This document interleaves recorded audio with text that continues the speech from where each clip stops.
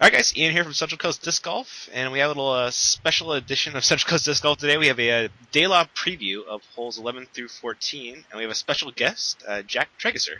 And you're a DeLa local, Jack? Yep, I am. How many hundreds of times have you played DeLa? I'm guessing it's probably into the thousands now. I am jealous, sir. I think I'm still under 20, but I'm working on it.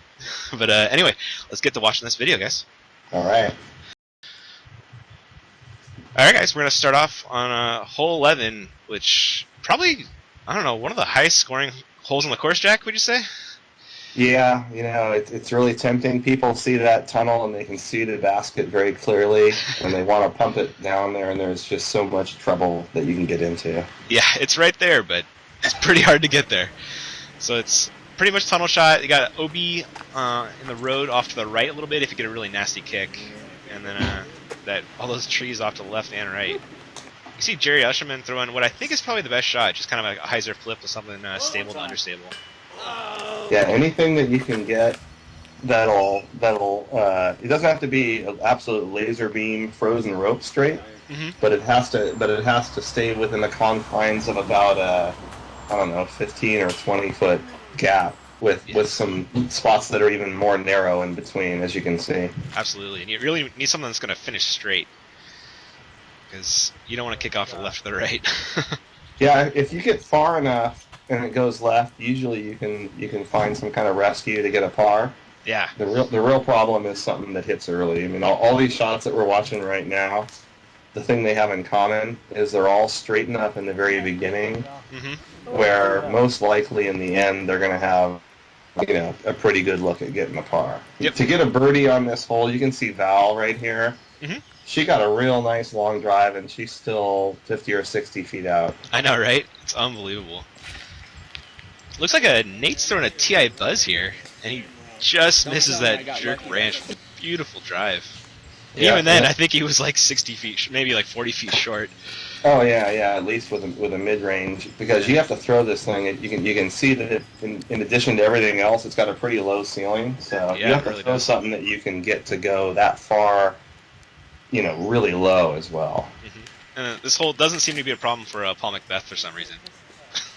I don't think many disc golf holes are a problem for Paul anymore. Unreal. 2 perfect shots with his Champ Rock 3. Look how close he got. Just a 360-foot beautiful shot. And the problem is that everybody thinks that they can do that, and that's what most people try. Absolutely. And if it goes wrong, it can go wrong in a hurry. You don't see too many people get that close. Look at that drive from Steve Rico. Beautiful hyzer flip. So that was how to do it, and this is how not to do it. This is what can go wrong on this hole, and a lot of things can go wrong. Like Ricky with looks like a beautiful drive, but gets hit by the jerk branch. That thing is so mean. Yeah, in Ricky's case, that's just bad luck, because you can't really plan for that branch. Nah. That's the one. It's the one kind of X factor. But most likely the errors come if you hit the right side, like Stevie just did, and Steve kicked right towards the road, and I would guess that he's probably throwing 3 from there. That looked like it was an OB. Yeah, he went OB, but a beautiful out from right there where he was. That was really impressive. Sarah throwing the forehand, and just hung it out a little wide there. So you can see the look you get from the left. It's a little more open than the right, Jack. Yeah, most definitely. If you end up on the left side, you're probably going to have some kind of chance, unless it goes left super early like Nico's did right there. Yeah. In which case you have to get through a wall of trees going forward, in addition to the wall of trees that line the left of the fairway. Absolutely. You see Dave going off to the hyzer flip, but that one turned a little too much for him.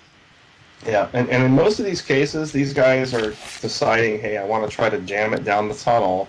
And so when it hits something, it hits hard.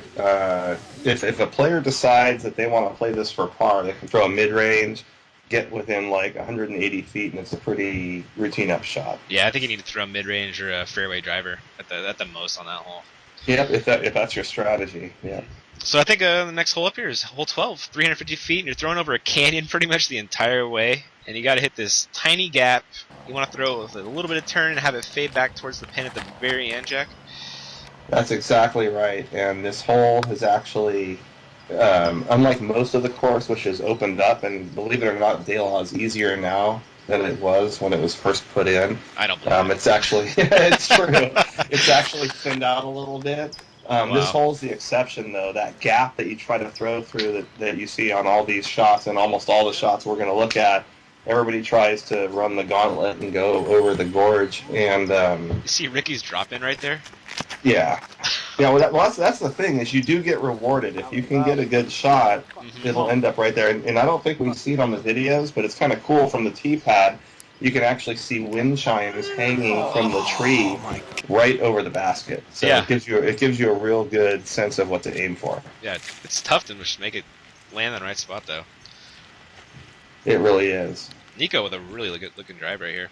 So you saw Nico's drive, it went right, and as long as it falls left, as long as it hyzers back at the very end, it'll work out well. If it pulls to the right, then you're in trouble. Yeah, it's really dense off to the right.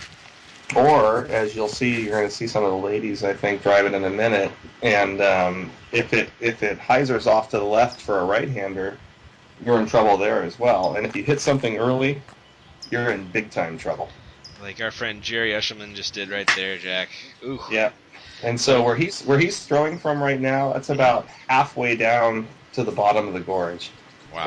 And towards the bottom, it just gets thicker and thicker. So if you're at the very bottom, you're just hoping that you can get to a spot where you can get up and down from that spot and get a 4. Yeah, that was a beautiful out from Jerry there. And you can see the ladies throw, and it's a tough hole. I think most of them are going to fade out here early. It's like Val's throwing her Pro Wraith or Rock, one of the two. So you kind of fade off the left. It's better to be off the left than the right, but it's a downhill approach, and there's roots everywhere. Yeah, if you see those tall trees to the left, those are eucalyptus trees, and if you go for a turnover shot around to the left, that's the quote-unquote safe route. Oh, that's interesting. I haven't seen that. You still have, I mean, as a lefty, I hyzer it through there, throw a little hyzer, and a lot of righty guys I know will try to turn something over, and it's quote-unquote the safe route because you're at least avoiding the canyon, but you still have to throw a really technically correct shot to have a good shot at the par. Absolutely. You see a Barbie taking the forehand line out a little while ago. Yeah, exactly. And I would say, out of the 4 holes that we're looking at today, 11, 12, 13, and 14, this is probably your best shot at a birdie. I would say you're right. Yeah, absolutely. But this is the epitome of risk reward, because you're going for that birdie down the middle. If you throw it right, then it's not that hard. But it's one of those disc golf holes where you got to throw it right. You do. And that's going to bring us to hole 13, Jack. I-5, 550 feet, and they call it I-5 for a reason. Oh, yeah. And a lot of people think it has to do with the fact that the first part of it, as you can see, is long and flat and wide open like an interstate. But back in the day, people would ask, hey, what'd you get on this hole? And the guy would say, I-5. Well, I think they still say that, Jack. Sometimes. I don't think things have changed that much. This hole is still a beast. Unless you are McBeast, because then you can just... Unless you're a McBeast, right? Look at this, 550 feet, and he's what, 60, 70 out? But notice, though, that he's just having to lay up for his par. Yeah, this is true. I think the elite players on the Pro Tour, they expect on a par 3 to be going for birdie. This is true. Yeah, this string of holes, that's why I listed as the toughest string of par 3s, because it just doesn't happen. Even these great throws that are cutting in are the ones that are hitting a little bit of the ceiling. We got top players throwing here. Yeah. And they're just throwing to hope to get a routine par here. I've never even heard of a birdie on this hole. There have been, you could probably count on, at this point, after 35 years, you could probably count on a healthy, normal set of fingers and toes how many times it's been birdied. And normally when it's birdied, it's either an absolutely perfect forehand roller or it's a ridiculously long second shot. Wow. Yeah, sure. And look how dense it is down by the basket with those tree trunks, the roots, the low ceiling. Once you turn that corner, it is tough. Yeah, it is the epitome of a guarded green. Yeah. That has a lot to do with it. So I'm not sure if Steve was trying to turn this over as much as he did, or he's taking the Steve Rico approach. But he's crafty, so I'm going to give it to him and say he did it on purpose, because he leaves himself this really cool second shot where he can kind of just throw over everything. What do you think? I think we give Stevie the benefit of the doubt.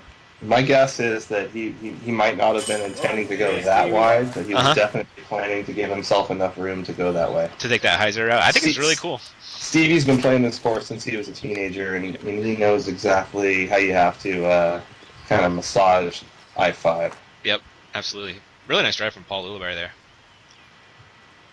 You can see how the ladies play the Val with her throw. So it's pretty much 400 feet to the tree line straight ahead there. Yeah, and Val's playing it smart. She's keeping it straight. You know, it's amazing how, to me anyway, it seems like the ladies play a lot more intelligently. Oh yeah, they really have to. You know, they can't just brute strength it all the time.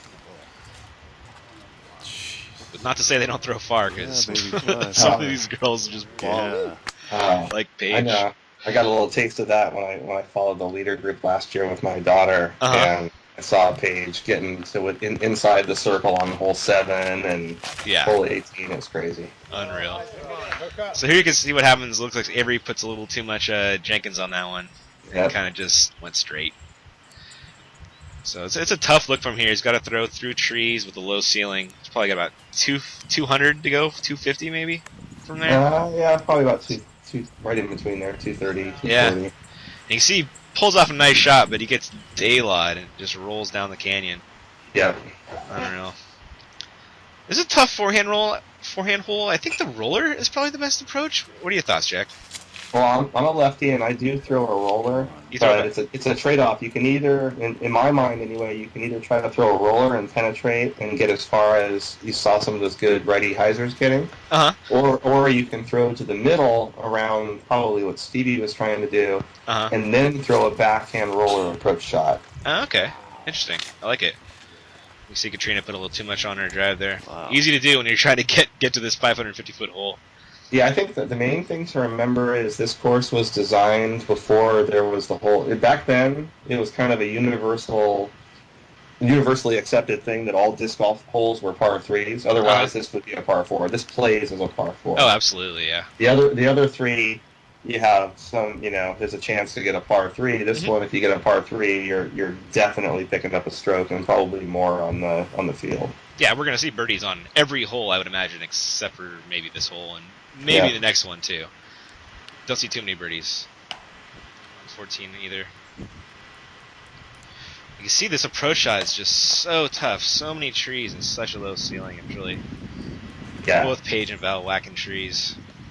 Yeah, there's really, if you get close enough, there's no over option, and there's really no roller option unless you're trying to do a real technical forehand roller, and so you just have to throw something that's going to get low and skip about halfway and hopefully make it there. Yep. You see Paige's, the ceiling is so low, her skip shot hit the trees. Yeah, that's a good observation. Pretty ridiculous. And that's going to bring us to hole 14. It's 363. It's tucked back in these bunch of trees. I've seen this played a million different ways. I've seen kind of flat shots through that low gap between the trees. I've seen backhand huge hyzers. I've seen forehand rollers. I've seen forehand anti-flex shots. You can pick your option here, but each shot kind of has its risk reward, you know, Jack? Yeah, so early on you're dealing with two things. You're dealing with how to get either over or through the early trees, and then as you're zooming, what you just saw, what looked like a bunch of trees was one oak that's just strategically placed right in the middle. So right now, if you see behind the tunnel here, that's an oak tree that you either have to get to the left of, or if you go up top, you have to get over or around in order to get anywhere close to this pin position and hope for a par. Yeah. If you take that big hyzer shot, I just don't think you're going to get a birdie. You just can't get close enough in this hole. The only shots I've seen come closer, this shot from Philo right here. Look at this. Unbelievable drive. Oh, just comes up just short on the birdie. That was his drive, huh? Yeah, it was his drive. Yeah. Wow. Unbelievable. Yeah, that's exceptional. Yeah, you really don't often get that far. You got to throw that risky shot through the trees and then miss all the trees close to the basket. It's really tough to do. So here's And Greg Barsby showing us the forehand roller route, which I think is pretty cool in this one. yeah, I love Greg's creativity, and he got it at least long enough. Even though he ended up right, that he had a pretty good look for par. That was his birdie look right there. Well, yeah, I know, Oh, okay, but okay. Yeah. And Ricky's thrown the forehand roller as well, twice. 4. That one hit a tree and kind of turned over a little too much for him. Steve, I think he's going to take the hyzer line this time. I'm not sure when he decides to take the hyzer line or when to go for it. I guess it depends on his competition or his score maybe or the conditions. you see, that just shows that Steve's played this hole enough times that he knows that the percentages are with guaranteeing he at least gets two-thirds down the fairway and is going to get his par, because this is another hole where if there are any birdies this coming weekend, it's going to surprise me. Yeah, I filmed last year and didn't film any birdies. You got to throw a perfect shot, and really that's the whole point of referring to these 4 holes as the hardest stretch of par threes, because it's almost unheard of on the national tour. You have courses that are a lot longer than this. Mm-hmm. And are supposedly tougher, but then you see these guys are shooting 12, 13, 14, 15 under for 18 holes. Yeah. And DeLa overall scores tougher than that, but this particular stretch of par threes, you're happy if you come out of this stretch of par threes at par. Oh, absolutely. You could win a tournament doing that every day. Yeah. So that was Paul Uerberry getting stuck in the tree on the forehand roller. So that's all we got for the DeLa preview, guys. Gonna be filming all weekend with Ben Baker and hopefully some help. Cover at least the MPO and the FPO league cards. So yeah, should be some awesome coverage. You're playing, right, Jack? I'm playing. Yeah, you're gonna be filming that Masters league card, right? You gotta get on that. Yeah, if you get on it, man, I'll film it. All right, that sounds good. Cool, man. Well, thanks for joining me, Jack, and I'll see you in a couple days, man. All righty, thanks. Thank you.